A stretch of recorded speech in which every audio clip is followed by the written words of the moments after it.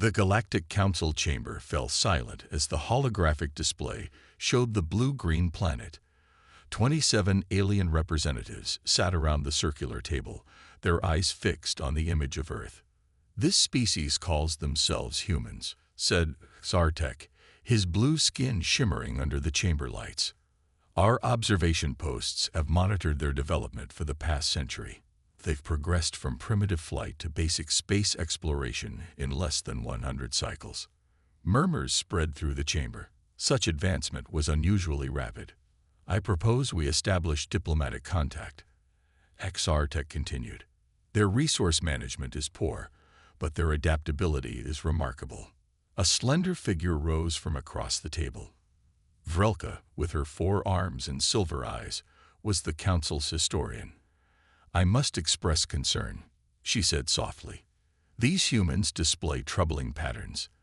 Their history is filled with constant warfare. When faced with threats, they adapt with alarming speed. Many young species have violent histories."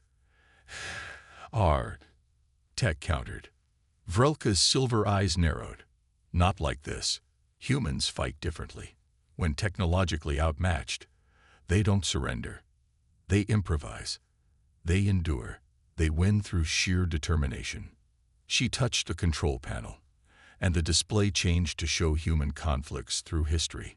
"Notice how they transformed from spears to nuclear weapons in mere moments of cosmic time. I formally request that my warning be recorded in Council archives." The Council leader nodded. "Your warning is noted, Vrelka. We will proceed with caution." None of them noticed the small ship at the edge of the Earth's solar system. It belonged to the Draveri, a species that had repeatedly been denied Council membership due to their aggressive expansion policies. Captain Jack Miller floated in the observation deck of the Horizon, Earth's first deep space vessel. After 3 years in space, he still marveled at the view of Jupiter below them. "Captain, you need to see this." Lieutenant Lisa Wright's voice came through his earpiece.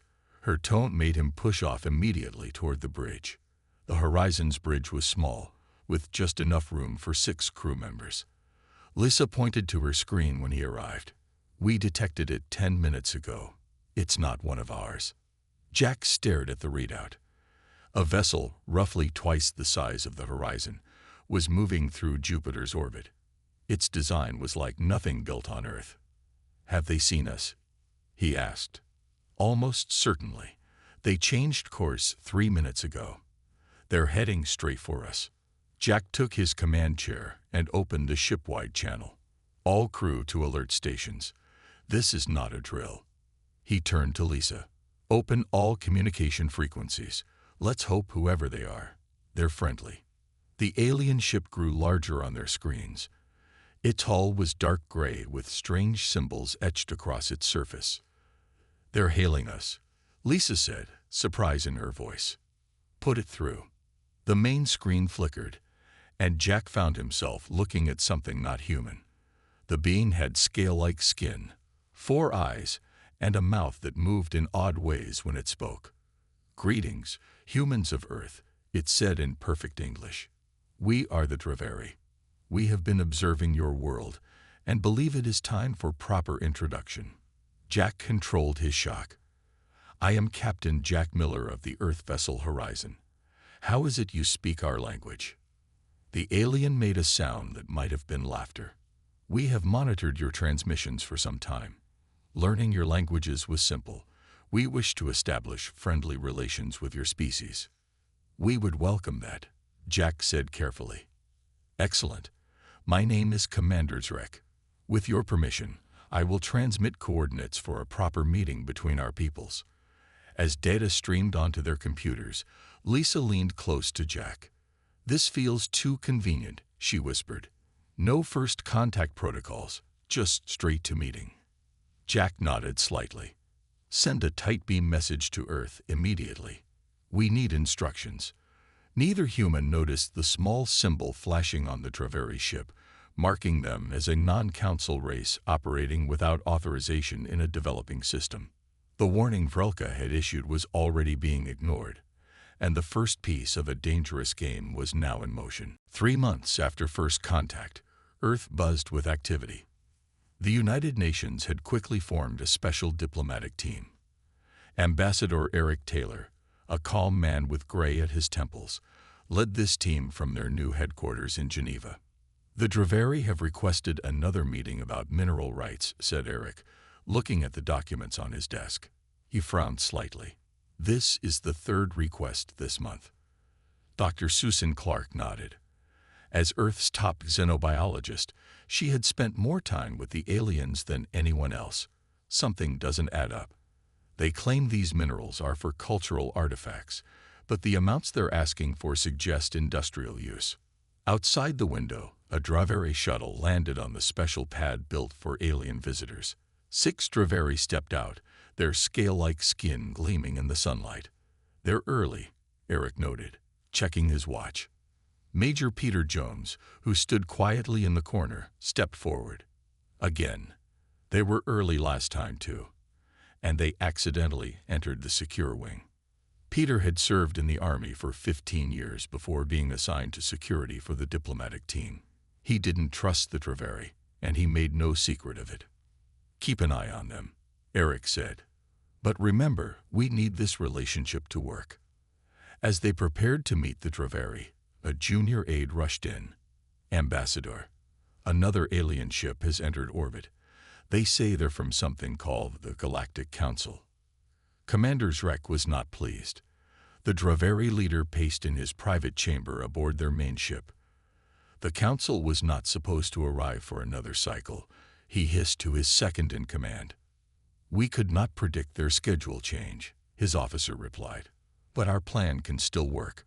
We have already positioned our scout ships throughout this system." Zrek nodded. "The humans suspect nothing. They are primitive, focused only on the technology we dangle before them." He smiled, showing rows of sharp teeth. "Continue with the trade negotiations. Extract as many resources as possible before the Council interferes." The Council ship was unlike the Draveri vessel. Where the Draveri ship was dark and angular, the Council craft shimmered with soft lights and smooth curves. Ambassador Taylor stood with Dr. Clark and Major Jones as the Council representatives descended from their ship. The lead alien was tall and blue-skinned, Exartech, who stepped forward with a formal bow. "Greetings, people of Earth. We are the Galactic Council, a union of 27 spacefaring civilizations. We come in peace and friendship." Behind him stood a slender four-armed figure. Vrelka watched the humans carefully, noting their composed reactions. These were not the primitive beings the Draveri had described. "We are honored," Eric replied. "Though I must admit, you are not the first visitors we've received." Zartek's expression darkened. "Yes, we are aware of the Draveri presence. They are not council members and have violated our protocols by contacting you independently." Susan noticed tension in the council representatives' postures. "Is there a problem we should know about?" she asked. Vrelka stepped forward. "The Draveri have a history of exploiting developing worlds. We had placed your solar system under observation, with plans for proper first contact when your technology advanced further." Major Jones exchanged glances with Eric. "They've been very interested in our mineral resources." "No doubt," Exartech said. "I must warn you to proceed with caution in your dealings with them." As they spoke, Vrelka noticed a small blinking device attached beneath the meeting table. With one fluid motion, she reached down and crushed it. "A listening device," she explained, showing the broken parts. "The Draveri are monitoring your private discussions." Peter immediately began checking the room for more devices. Eric's face hardened.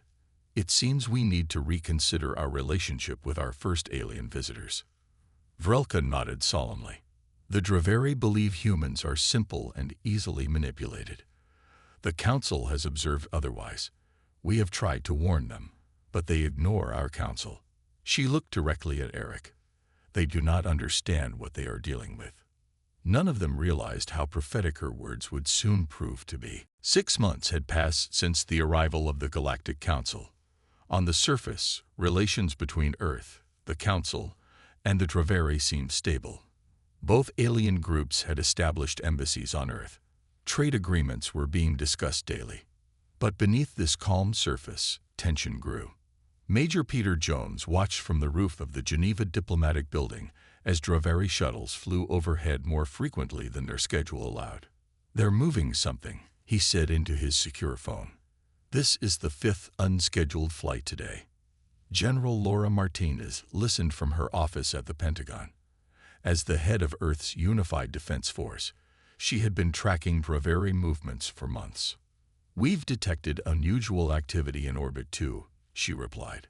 "Our satellites show their ships changing positions. They claim it's routine maintenance." "Do you believe them?" Peter asked. Not for a second. In a secure room beneath the Pentagon, engineers worked day and night to understand alien technology. Captain Jack Miller and Lieutenant Lisa Wright had returned from their Jupiter mission with valuable data.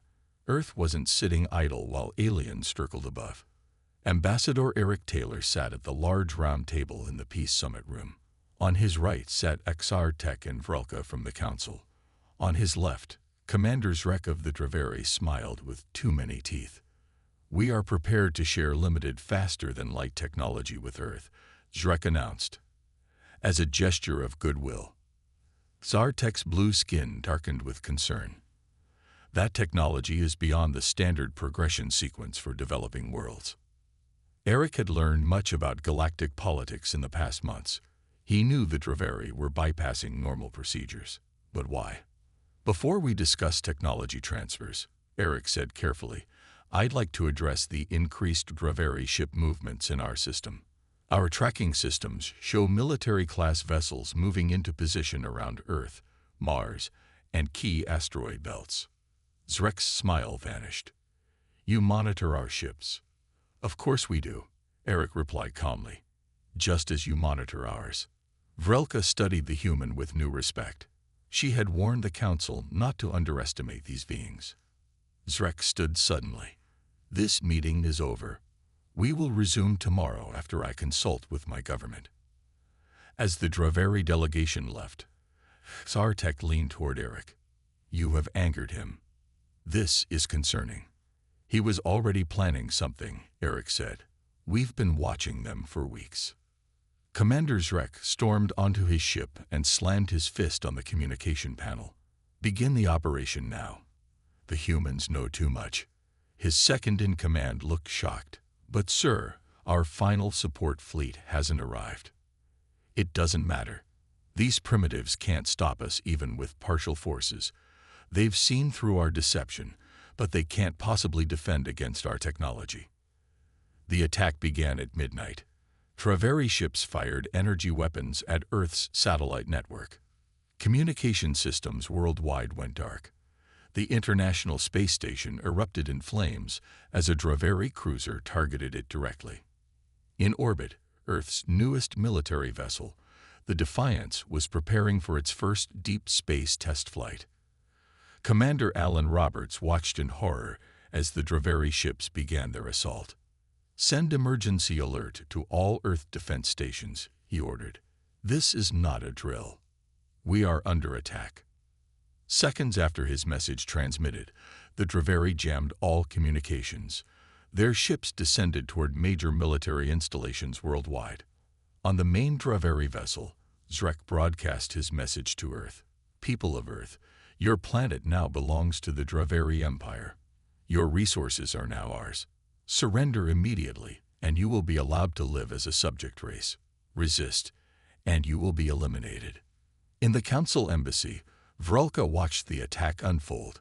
"They ignored every warning," she whispered. "They truly believe humans will simply surrender." Zartek looked grim. "The Draveri have never faced a species like this before. I fear they have made a terrible mistake." As fires blazed across the night sky, Earth's major cities went dark. To the Draveri, it seemed like victory. They had no idea what was coming. For 3 days, Earth seemed defeated. Major cities remained dark. Draveri ships controlled the skies. Alien troops landed near military bases and government centers.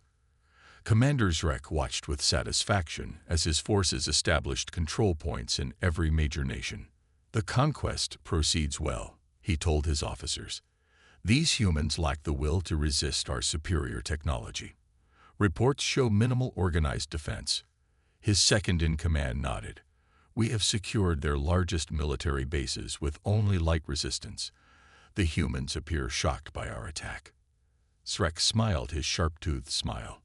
As expected, primitive species always collapse when faced with superior force.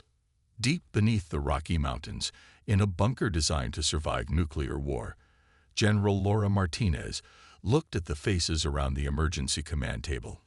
Military leaders from 12 nations had made it to the fallback position. The Draveri think they've won, she said, her voice steady despite 3 days without sleep. They believe we're broken. That plays to our advantage. A British general frowned. They control our airspace and have disabled most of our heavy weapons. What advantage do we have? Laura pointed to the display showing Draveri landing zones. They're following standard military doctrine for a technologically superior force. Textbook invasion pattern. But they don't know that we've been preparing for this possibility for months. She turned to a man in civilian clothes sitting quietly at the end of the table. Dr. Williams, tell them what you've discovered. Dr. Kevin Williams pushed his glasses up his nose. We've been studying Draveri technology since they arrived. Their shields operate on a rotating frequency pattern. He displayed a series of wave patterns on the screen. There's a predictable rhythm to the changes. We can time our strikes to hit when their shields are at their weakest point. Laura nodded. We've distributed this information to our hidden resistance cells worldwide. At 600 tomorrow, we strike back. The 4th day began like the others. Draveri patrols moved through empty streets. Their landing ships continued to deploy troops and equipment. At exactly 600, everything changed. In London, Draveri soldiers fell as sniper fire hit them precisely as their personal shields cycled to their lowest point. In Tokyo, modified electromagnetic pulse devices activated, shorting out Draveri communication networks. In Moscow, resistance fighters used stolen alien weapons against their owners. Colonel Patricia Harris led a small team of Special Forces soldiers through the sewers beneath New York City. They emerged directly under a landed Draveri command ship. Using climbing equipment, they scaled the hull to a maintenance hatch identified from stolen technical data. Remember, Patricia whispered to her team, we need this ship intact. Kill switches off on all explosives. Inside, they moved silently through alien corridors. The Draveri, confident in their victory, had minimal internal security. Within 20 minutes, Patricia's team reached the bridge and stunned the unprepared crew. Command ship secured, she reported through a captured Draveri communication device. Beginning data download now. Across Earth, similar operations unfolded. The Draveri, expecting to face conventional military resistance, were completely unprepared for the guerrilla tactics humans employed. Their doctrine had no answer for an enemy that refused to fight according to expected patterns. Zrek stared in disbelief at reports flooding in from his forces. How is this possible? They have no central command structure left. Their militaries were disabled. They're not fighting like a military, his intelligence officer reported. They're fighting like insects defending a nest. Small groups, acting independently, targeting our vulnerabilities. From her observation post, Vrelka watched the human counterattack with interest. She turned to Exartech. This is exactly what I warned the Council about. Humans don't surrender when outmatched. They adapt. They find weaknesses. They exploit them. Zartek nodded solemnly. The Draveri believed conquest would be simple because of their technology. They never considered that technology alone doesn't determine the outcome of war.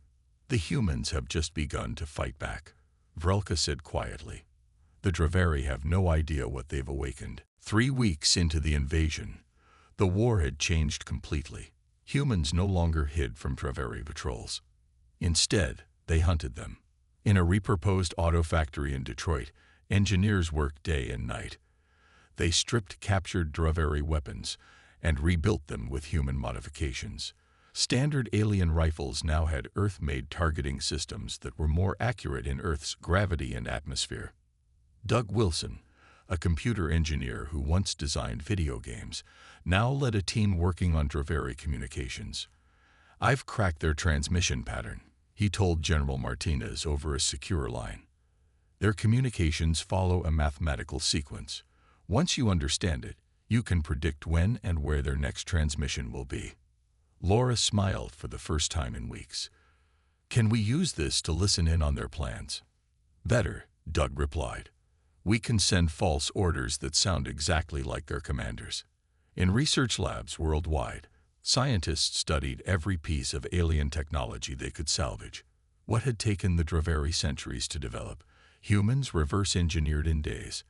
Not because humans were smarter, but because they were desperate and worked together in ways the Draveri couldn't understand.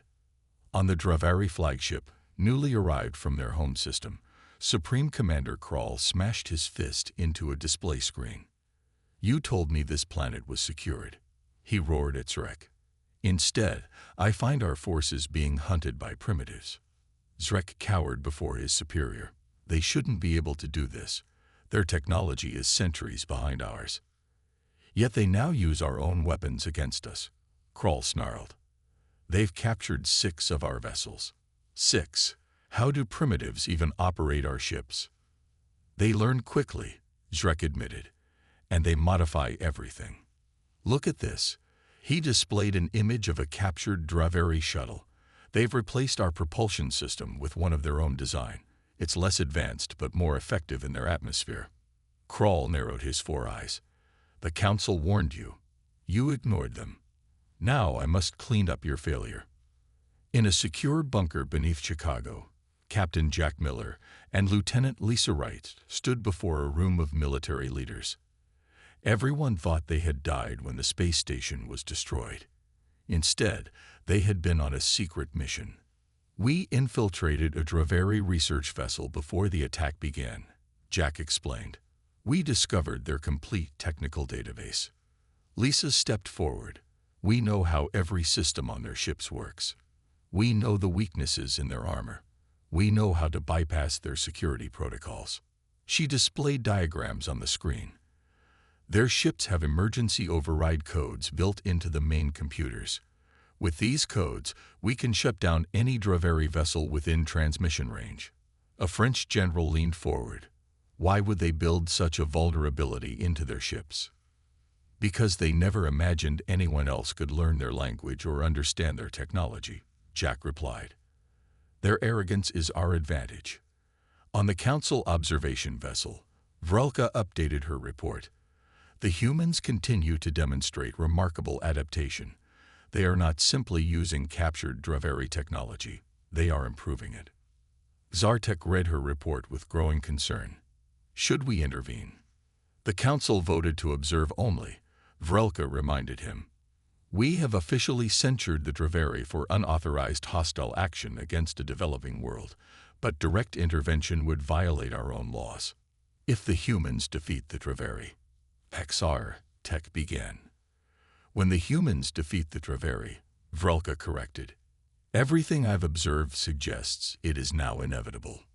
"When they defeat the Draveri," XR Tech continued, "the balance of power in this sector will change dramatically. A species that can overcome such technological disadvantage so quickly will advance at a rate we've never seen before." Vrelka nodded. "That is why my original warning included a recommendation that we ally with humans, not underestimate them." She looked at the planet below. The Draveri chose to ignore that warning. They saw only primitive technology and thought it reflected primitive minds. "A mistake they will not have the opportunity to make again," XRTech said quietly. Earth's cities still showed scars from the initial attack, but lights were coming back on. Human resistance wasn't just surviving, it was winning. And the Draveri were about to learn just how costly ignoring warnings about humans could be. General Laura Martinez stood before a wall-sized map in the underground command center. Red dots showed Draveri positions. Blue dots showed human forces. 1 month ago, red had dominated the map. Now, blue pushed the red back everywhere. "It's time," Laura said to the military leaders gathered around her. "We've been fighting a defensive war. Today, we take the fight to them." She outlined the plan for Operation Skyward. Earth forces would launch a coordinated attack to reclaim orbital space. With control of Earth's orbit, they could cut off Draveri ground forces from resupply and reinforcement. "The key is their command and control systems," she explained. "Thanks to the override codes Captain Miller and Lieutenant Wright brought us, we can disable their ship's defensive systems for 4 minutes at a time. That gives us a window to strike." Across Earth, people prepared for the counteroffensive. In shipyards that once built cruise liners, humans now assembled hybrid vessels. Earth hulls fitted with modified Draveri engines. Fighter pilots trained in simulators programmed with Draveri flight patterns. Factory workers built weapons that combined human ingenuity with alien technology. Supreme Commander Krall watched from his flagship as human aircraft probed Draveri defenses. Small skirmishes broke out daily, testing responses and tactics. "They're planning something large," he told his officers. "Increase alert status on all vessels. I want weapons charged at all times." His new second-in-command nodded. "The ground forces report humans using our own shield technology now. They've somehow adapted it to work with their power systems."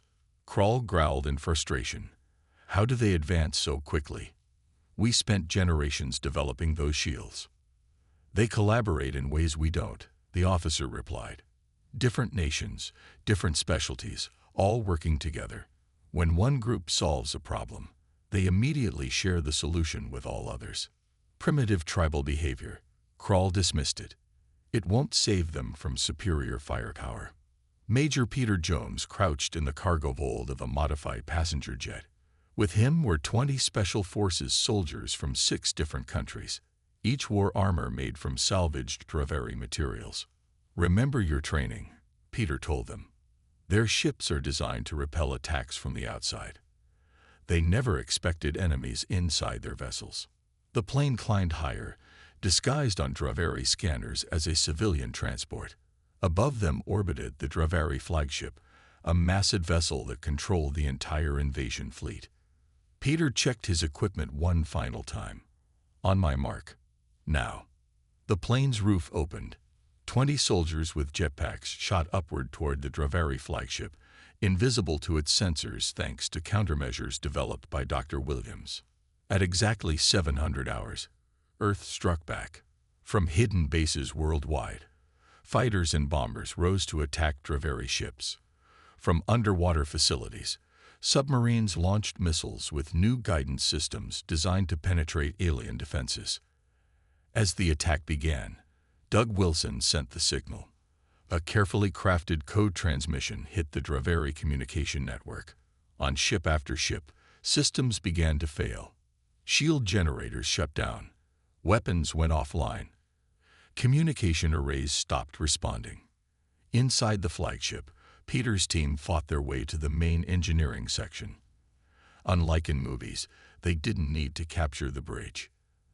They just needed to plant devices on key power junctions. Charges set, Peter reported through his secure communicator. "Withdrawing now." The devices weren't bombs. They were far more dangerous, human-made computer systems that would slowly take control of the ship's functions from within. For 48 hours, the battle for Earth's orbit raged. Draveri ships, hampered by mysterious system failures, found themselves surrounded by swarms of smaller human craft.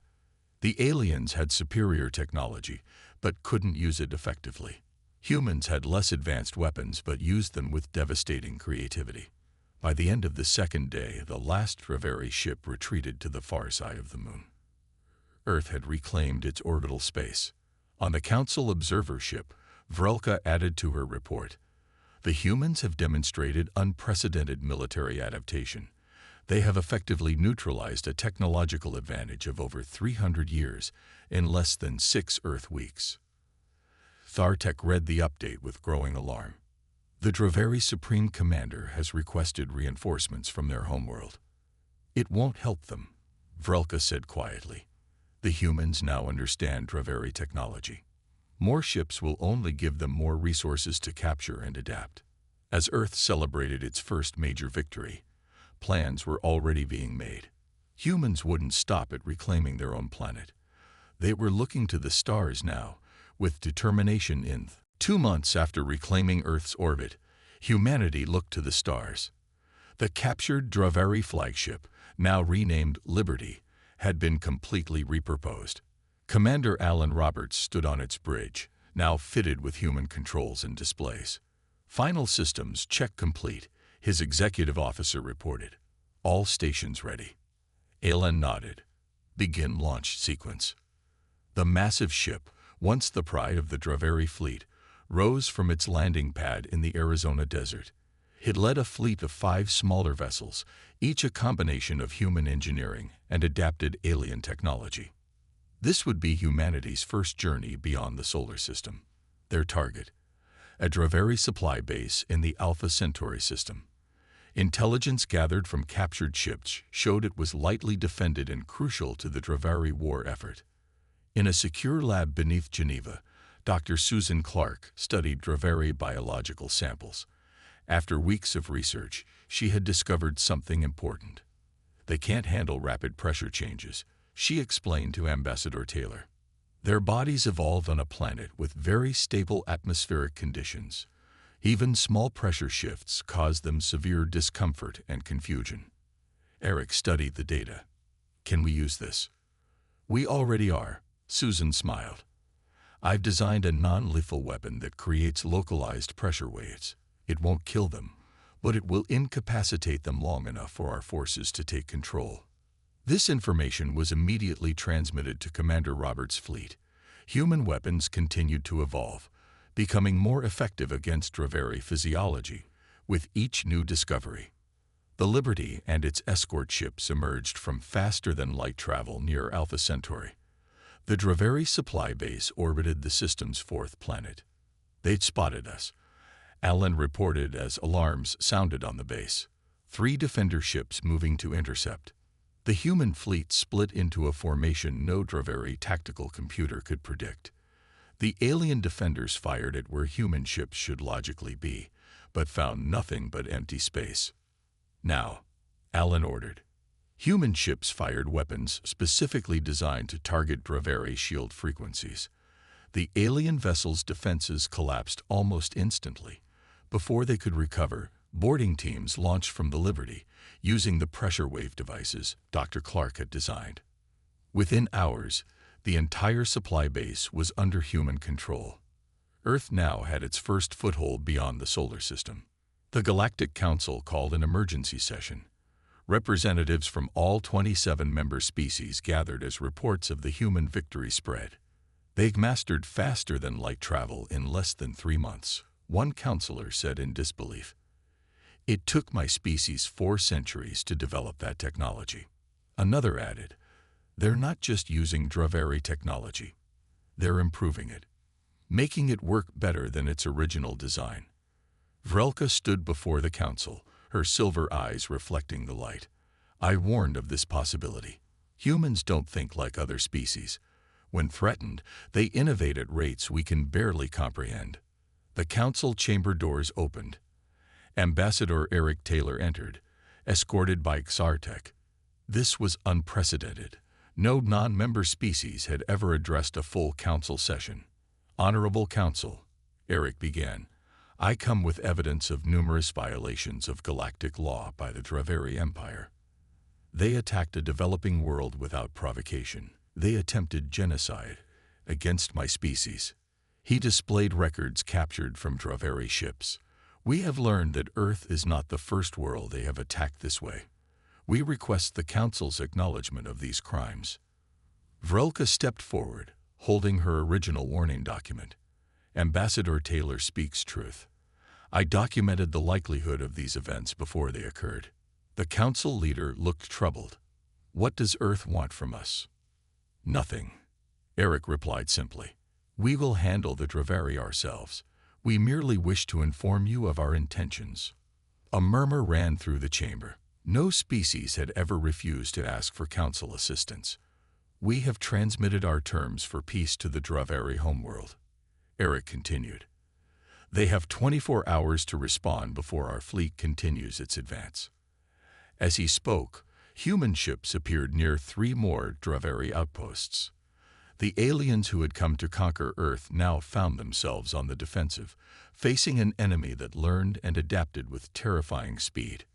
The council members watched in stunned silence as the diplomatic balance of the galaxy shifted before their eyes. The species they had considered primitive just months ago now stood as a power that could not be ignored. The Draveri homeworld glowed blue-green on the view screen of the Liberty. Commander Alan Roberts stood with his hands clasped behind his back as a fleet of 30 Earth vessels held position around the planet. After 3 months of systematic campaigns against Draveri outposts, humanity had brought the war to the enemy's doorstep. "They're hailing us," Lieutenant Lisa Wright reported from her station. Alan nodded. On screen, the face of Supreme Leader Varix, ruler of the Draveri Empire, appeared. His scales had lost their shine, and his 4 eyes blinked nervously. "Humans of Earth," he began, "we accept your terms for peace." 6 months earlier, humans had been fighting for survival on their own planet. Now they dictated terms to a species that had considered them primitive. The Draveri economy had collapsed after Earth forces cut off their supply lines and trade routes. Their military was in disarray, its best ships now part of the human fleet. "The treaty will be signed on neutral ground," Ellen replied. "The Galactic Council has offered their central chamber."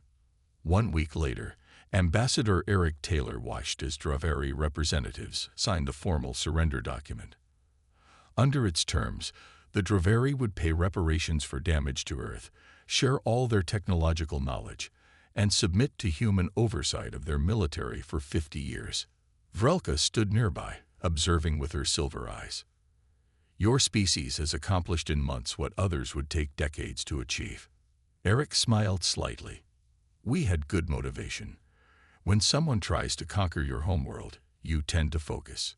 "The Council has voted," Vrelka informed him. "Earth is being offered full membership status without the usual century of observation." "We accept," Eric replied. "Though I suspect some council members are more interested in keeping us close than in welcoming us." Vrelka's mouth curved in what might have been a smile. "Better to have humans as allies than potential enemies. My warning document has become required reading at our diplomatic academy." Captain Jack Miller and Lieutenant Lisa Wright stood on the bridge of Earth's newest vessel, the Explorer. Unlike the warships built during the conflict, this ship was designed for scientific research and peaceful contact with new civilizations. "Ready for departure, Captain," Lisa said. Jack nodded. "Begin launch countdown." The Explorer would lead the first joint species mission in Council history. Its crew included humans, Council members, and even a few Draveri scientists. Their mission: to explore systems beyond known space. "It's strange," Jack said quietly to Lisa. 6 months ago, we were fighting for our lives. Now we're leading an interstellar expedition. Humans adapt quickly, she replied with a smile. It's what we do best. On Earth, General Laura Martinez supervised the construction of the planet's first interstellar defense perimeter. A network of sensor platforms and response bases extended throughout the solar system, ensuring that Earth would never again be caught unprepared. "The SHIELD network will be operational next month," her aide reported. Laura nodded. "And the Academy?" "The first class of officers trained in alien tactics and technology graduates next week. 26 species have sent representatives to study our methods." The general allowed herself a small smile. Earth had not only survived, it had emerged as a major power in galactic politics. Human innovation and adaptability had turned defeat into victory. In the Galactic Council chambers, a new protocol was formally adopted, named the Human Protocol. It established guidelines for contact with newly discovered intelligent species. Its first rule: Never underestimate a species based on their apparent technological level. Pilartek, now head of the council, signed the document into law. Let the experience with humans serve as a lesson to all spacefaring civilizations, he announced. Technological advancement is not the only measure of a species' capabilities. Vrelka's original warning document was displayed prominently in the Council Hall of Records. Its final line had proven prophetic. In the case of humans, appearance of limitation may be the most dangerous illusion of all. Throughout the galaxy, the story spread. The Council had issued a warning about humans. The Draveri had ignored it, and they had paid the price, becoming a cautionary tale for any who might underestimate humanity in the future. Earth's night side glowed with city lights as the explorer departed for the unknown. In just 6 months, humans had gone from fighting for survival to reaching for the stars. And the galaxy would never be the same.